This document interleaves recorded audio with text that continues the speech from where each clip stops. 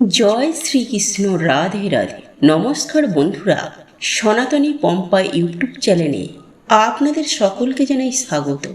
আশা করি আপনারা সকলেই ঈশ্বরের কৃপায় ভালো আছেন, সুস্থ আছেন। বন্ধুরা, স্বয়ং ভগবান পরমেশ্বর শ্রীকৃষ্ণ বলেন, আমলকি একাদশীর মহাযোগে রাতে যারা এই খাবারটি গ্রহণ করে তারা অত্যন্তই ভাগ্যশালী হয়। এতে মা লক্ষ্মীর বিশেষ কৃপায় মানুষের সকল দুঃখ দারিদ্রতার রাতারাতি নাশ হয়ে যায়। এবং এই রাতে বন্ধুরা, আপনারা পারলে অবশ্যই একটি 1 টাকার কয়েন এখানে লুকিয়ে রেখে দিন। এতে আপনাদের আর্থিক কষ্ট আর জীবনেও আসবে না। দেখবেন মা লক্ষ্মীর কৃপায় আপনাদের বাড়িতে কেমন ধনধান্যে পরিপূর্ণ হয়ে গেছে। তাই বন্ধুরা, মা লক্ষ্মীর কৃপা পেতে আপনারা ভক্তি মনে বন্ধুরা ভিডিওটি অবশ্যই পুরো দেখুন। বন্ধুরা, সামান্য একটি জিনিস আপনি এই দিনে গোমাতাকে খাইয়ে দিন, হয়ে যাবেন কোটিপতি। বন্ধুরা, যারা এই জিনিসটি গোমাতাকে খাওয়াতে পারবেন না, কারণ অনেক ক্ষেত্রেই তো হয় যারা শহরে আছেন সেখানে গোমাতা কোথায় পাবেন, তাহলে সেক্ষেত্রে আমি আপনাদেরকে আরও একটি উপায় জানিয়ে দেব যে আপনি গোমাতার পরিবর্তে আপনি কাকে খাওয়াতে পারেন। বন্ধুরা, আজকের যে উপাচারটি আমি আপনাদেরকে জানাবো, এই উপাচারটি যদি আপনারা করতে পারেন তাহলে আপনার জীবনে সমস্ত প্রকারের দুঃখ কষ্ট জ্বালা যন্ত্রণা থেকে আপনি কিন্তু খুব সহজেই মুক্তি পেতে পারেন। আর বন্ধুরা, মৃত্যুদণ্ড তো দোষ থেকে আপনি সম্পূর্ণভাবে কিন্তু রেহাই পেয়ে যাবেন এবং সারা বছর ধরে আপনার বাড়িতে কখনো অন্ন বস্ত্রের অভাব হবে না। হ্যাঁ বন্ধুরা, আপনার 7 প্রজন্ম বসে খাবে। আপনার জীবনে সমস্ত দুঃখ কষ্ট দারিদ্রতা দূর হয়ে যাবে। আপনি যদি এই ক্রিয়া বা উপায়টি একবার করতে পারেন তাহলে আমি আপনাদেরকে 100% গ্যারেন্টি দিয়ে বলছি এর সুফল আপনি অবশ্যই পাবেন। তাই এই প্রসঙ্গে বিস্তারিত জানার আগে আপনাদেরকে বলে রাখি, আপনি যদি সনাতনী পম্পা ইউটিউব চ্যানেলে নতুন হয়ে থাকে তাহলে চ্যানেলটি অবশ্যই সাবস্ক্রাইব করুন এবং পাশে থাকা নোটিফিকেশন বেল আইকনটি ক্লিক করুন, কারণ আমি বিভিন্ন প্রকার তন্ত্র মন্ত্র বশীকরণ, টোটকা, বাস্তু টিপস, জ্যোতিষশাস্ত্র, পুজো আরাধনা এবং ব্ল্যাক ম্যাজিক করা নিয়ে নিত্য নতুন ভিডিও আপলোড করে থাকি, যা প্রয়োগ করার মাধ্যমে আপনার জীবনে থাকা সকল প্রকার সমস্যার সমাধান হয়ে যাবে। চলুন এইবার মূল আলোচনায় প্রবেশ করা যাক। তবে মূল আলোচনায় প্রবেশ করার আগে আপনারা যদি স্বয়ং ভগবান পরমেশ্বর শ্রীকৃষ্ণের আশীর্বাদ ও কৃপা লাভ করতে চান তাহলে জয় শ্রীকৃষ্ণ, রাধে রাধে লিখে কমেন্ট অবশ্যই করবেন। বন্ধুরা, আমাদের সনাতন ধর্মে গাই গঙ্গার কিন্তু একটা আলাদা মাহাত্ম্য রয়েছে। বন্ধুরা, এমনটাই মান্যত রয়েছে যে গোমাতার শরীরে 33 কোটি দেবদেবী নিবাস করে। আর বন্ধুরা, যে ব্যক্তি গোমাতাকে সেবা করে সেই ব্যক্তির ওপরে সমস্ত দেবদেবীর কিন্তু আশীর্বাদ থাকে। বন্ধুরা, গো সেবা করলে শুধু এই জন্মেই যে আপনার সমস্ত পাপ ক্ষয় হবে এমনটা কিন্তু নয়, আপনার আগের জন্মে অর্থাৎ আপনার আগের যে জন্ম এই রকম একাধিক জন্মের দোষ কিন্তু দূর হয়ে যায়। বন্ধুরা, যে সমস্ত বাড়িতে সকালবেলায় রুটি হয় বা ধরুন রুটি না হলো অন্য কিছু হলো, ভাত হলো বা যাই কিছু হোক, আপনার বাড়িতে প্রথম যেটি হবে প্রথম রুটি বা শেষের রুটি, বিশেষ করে সেই জিনিসটাকে আপনি গোমাতাকে খাইয়ে দেবেন। আর বন্ধুরা, যদি সম্ভব হয় তাহলে কালো রঙের কোনো গাই মাতাকে এটি আপনি খাইয়ে দিতে পারেন। আর বন্ধুরা, কালো গাই যদি না পান তাহলে আপনি যে কোনো রঙের গোমাতাকে খাইয়ে দিতে পারেন, এতে কোনো সমস্যা নেই। বন্ধুরা, প্রত্যেকটি পূজায় এবং প্রত্যেকটি মাঙ্গলিক কাজে গোমাতা বা তার সম্বন্ধিত যে কোনো জিনিস, যেমন গোবর, গোমূত্র, গরুর দুগ্ধ অথবা গরুর দুধের তৈরি ঘি, এগুলি অবশ্যই সামিল করবেন। এতে আপনি অবশ্যই পূর্ণ লাভ করবেন। বন্ধুরা, সনাতন ধর্মে পরম্পরা অনুসারে যে বাড়িতে গোমাতা থাকে সেই বাড়িতে যত রকমের বাস্তু দোষ রয়েছে সেই দোষ কিন্তু দূর হয়ে যায়। আর বন্ধুরা, একটা বিষয় আমি আপনাদেরকে জানিয়ে রাখি, বন্ধুরা, আপনি বছরের যে কোনো দিন আপনি কিন্তু গোশালায় অর্থাৎ যেখানে গরু বাস করে, যেটিকে গোয়ালশালা বলা হয়, সেখানে কিন্তু আপনারা অবশ্যই একবার হলেও যাবেন এটা কিন্তু খুব ভালো জিনিস, আর এটা আমাদের শাস্ত্রই বলছে। আর বন্ধুরা, আপনাদের পক্ষে যদি সম্ভব হয় তাহলে যে সবুজ ঘাস রয়েছে সেই ঘাস কিন্তু আপনারা গোমাতাকে খাওয়াবেন। এটা কিন্তু খুবই একটা ভালো জিনিস, আর এর একাধিক কিন্তু শুভ পরিণাম আমরা কিন্তু পেয়ে থাকি। আর সাথে সাথে গো সেবা বা গো পূজার দ্বারা আমাদের যে নবগ্রহ রয়েছে তা কিন্তু শান্ত হয়ে যায়, এবং আপনার জন্মকুণ্ডলিতে যে সমস্ত দোষ রয়েছে সেগুলি কিন্তু অনেকাংশেই কমে যায়। আর বন্ধুরা, যাদের পিত্ত দোষ রয়েছে তারা বিশেষ করে একাদশীর দিনকে অথবা কোনো পূর্ণিমার দিন কিংবা কোনো অমাবস্যার দিন রুটি, গুড় এবং সবুজ ঘাস আপনারা যদি গোমাতাকে খাওয়াতে পারেন তাহলে আপনার যে পিত্ত দোষ রয়েছে তা কিন্তু সুনিশ্চিতভাবে দূর হয়ে যাবে। আর বন্ধুরা, আপনি হয়তো কোথাও যাচ্ছেন, সেই সময় দেখতে পেলেন যে একটা গাই মাতা আপনার দিকে এগিয়ে আসছে, তখন আপনি সেই গোমাতাকে আপনার ডান দিক দিয়ে বেরোতে দেবেন। এর ফলে আপনার যাত্রা কিন্তু অত্যন্ত শুভ হবে। আর একটা জিনিস বন্ধুরা আপনারা মাথায় রাখবেন, গোমাতাকে আপনারা যে রুটিটি করে খাওয়াবেন সেই রুটিটা কিন্তু অবশ্যই টাটকা হওয়া প্রয়োজন।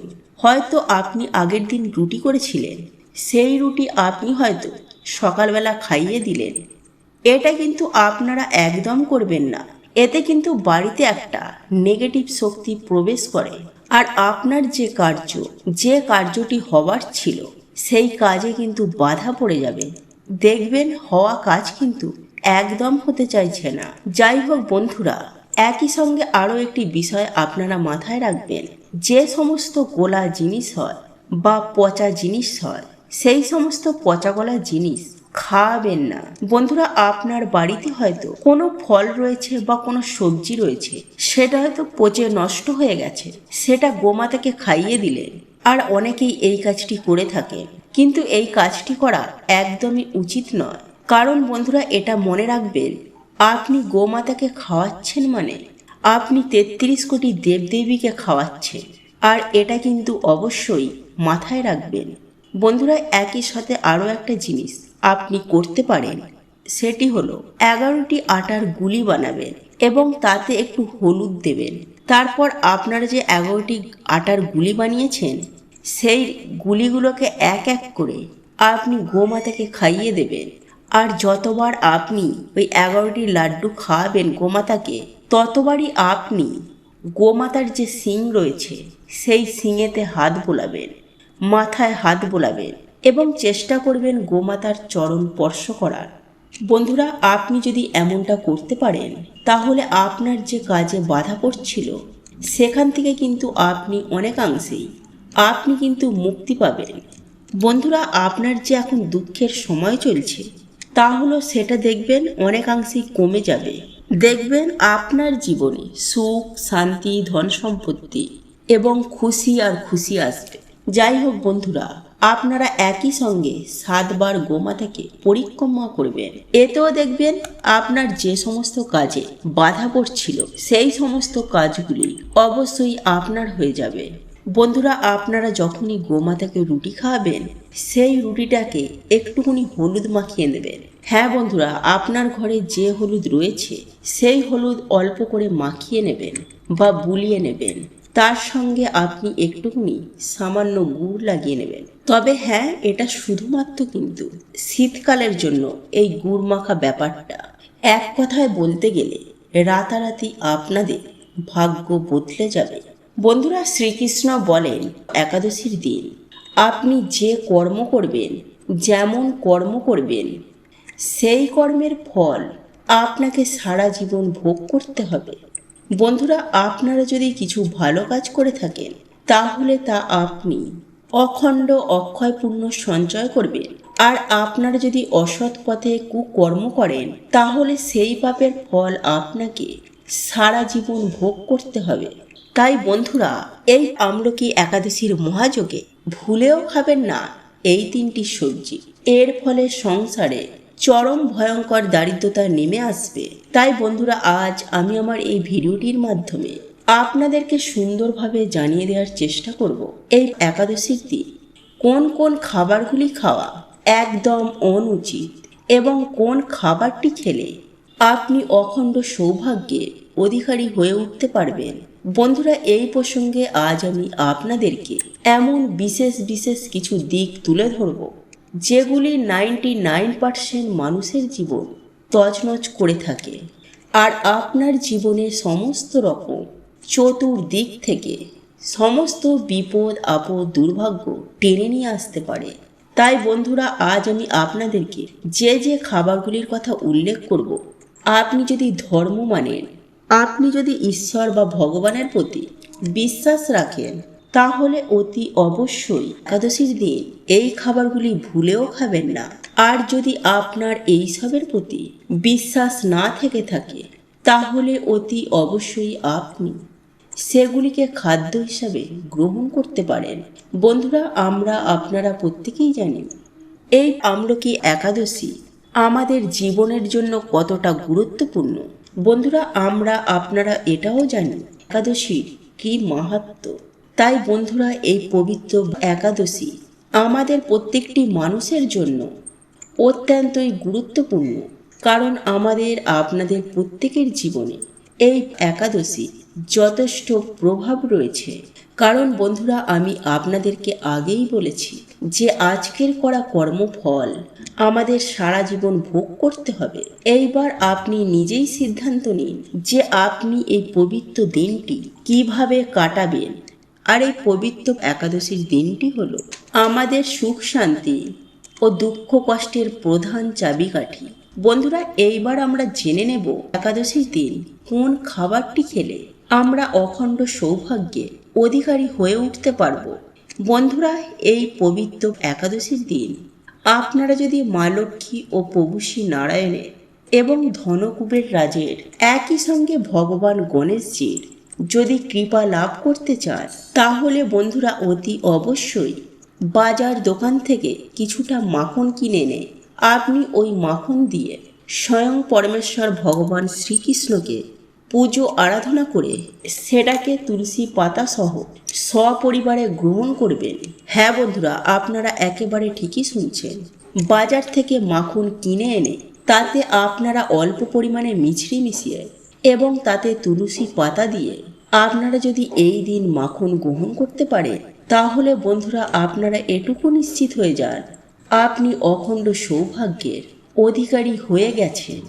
বন্ধুরা, যাদের ডায়াবেটিস সুগার রয়েছে তারা এই মাখনে মিছরির বদলে অল্প গুড় মিশিয়ে খেতে পারেন। বন্ধুরা, হিন্দু শাস্ত্র মতে এই দিন যে ব্যক্তি মাখন খায় সেই ব্যক্তির ওপর স্বয়ং ভগবান পরমেশ্বর শ্রীকৃষ্ণের ও মাতা লক্ষ্মীর তথা ধনকুবের এবং ভগবান গণেশজির আশীর্বাদ বর্ষিত হয় এবং দুই হাত ভরে সেই ব্যক্তিকে অখণ্ড সৌভাগ্যের অধিকারী হওয়ার আশীর্বাদ প্রদান করে থাকেন। বন্ধু, একাদশীর দিন এই মিছরি ও তুলসী পাতা মিশিয়ে মাখন খাবেন। এর ফলে আপনারা অখণ্ড সৌভাগ্য অর্জন করতে পারবেন।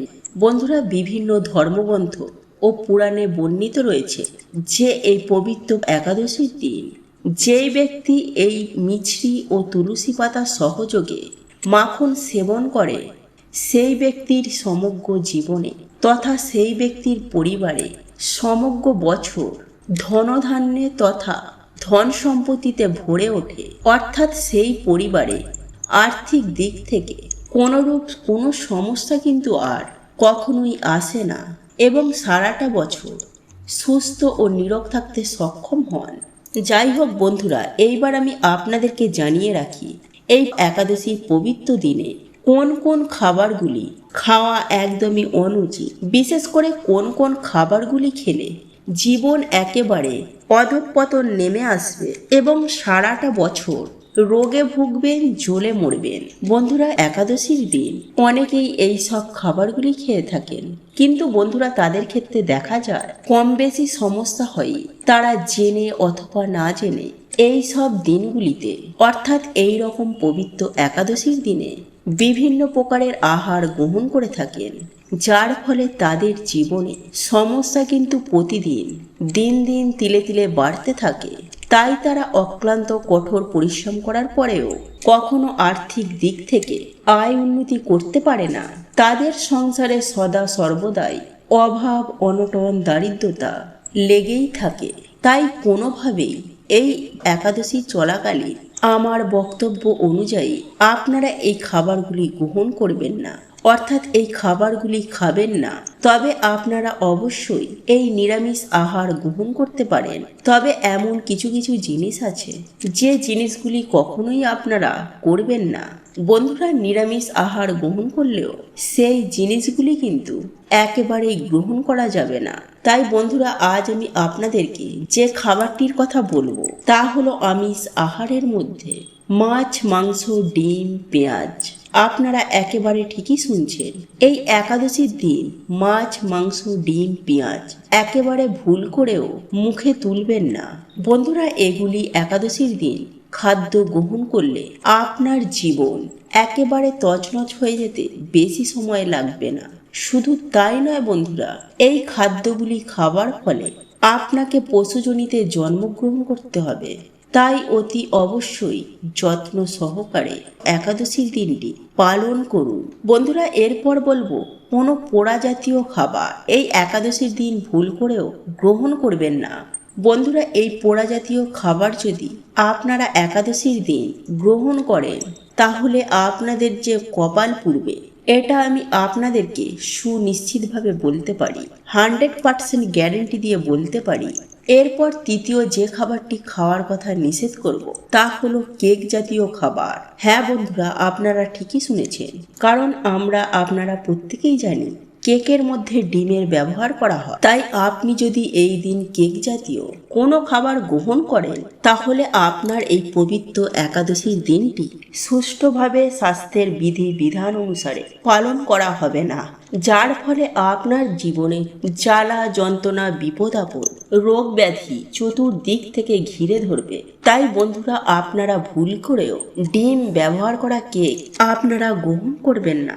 বন্ধুরা, এরপর যে বিষয়টির কথা বলবো তা হলো এই পবিত্র একাদশীর দিন আপনারা পঞ্চ রবি শস্য। হ্যাঁ বন্ধুরা, আপনারা একেবারে ঠিকই শুনছেন।